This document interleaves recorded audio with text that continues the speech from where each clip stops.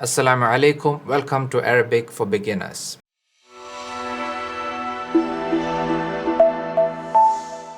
My name is Abdul Alim, and I'm someone who has learned the Arabic language from scratch to fluency. And I've been teaching Arabic for the past 5 years. Something very common that I keep hearing is students saying, I've been learning Arabic for the past year, for 2 years, for 3 years, but I still can't speak it.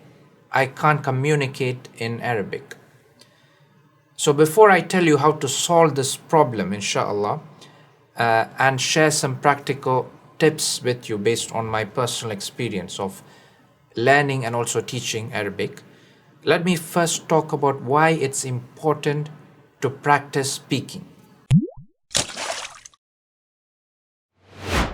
You might be thinking, I just want to understand the Quran or Hadith. I don't need to worry about speaking. This might be true. A lot of Arabic students reach a high level of comprehension without being able to speak fluently.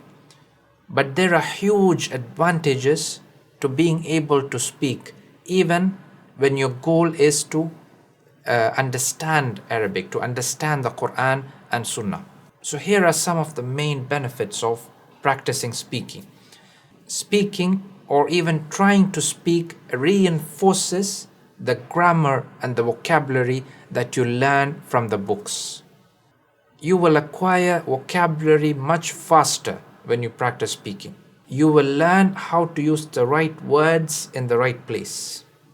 It allows you to communicate and socialize with Arabic speakers and gain access to their knowledge and improve much faster when it comes to Arabic. You can build relationships with scholars who speak only Arabic.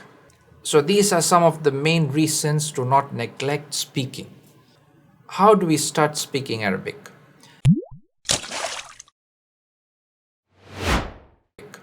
The first tip I have for you is to hire an experienced teacher. How can you tell if a teacher is good? According to Dr. Paul Pimsleur, one way to judge a teacher is to calculate the ratio of teacher talk to student talk. With a good teacher, it will be heavily in favor of student talk. Meaning, a good teacher will try to speak less and get you to speak more. He will keep pushing you to try and use the grammar and the vocabulary that you're learning in the class to make sentences, answer questions, and communicate in the language. So this is one of the best ways I recommend to kickstart your speaking practice. Now, I understand that one-on-one classes might be a bit expensive, but as a learner, if you can afford it, I wouldn't think twice about it because it makes such a huge difference. And often, a good Arabic teacher is going to be worth multiple times the amount that he charges in terms of the benefit you get from the class.